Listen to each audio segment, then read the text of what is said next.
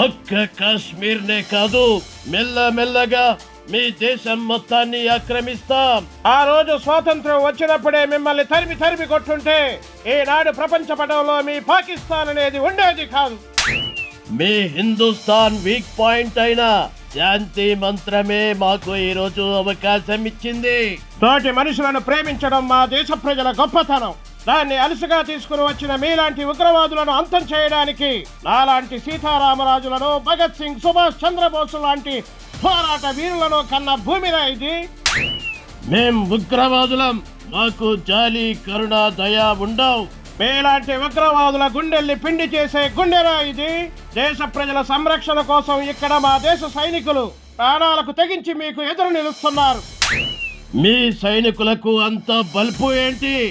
మా ఉగ్రవాదుల చేతిలో చావడం తప్ప.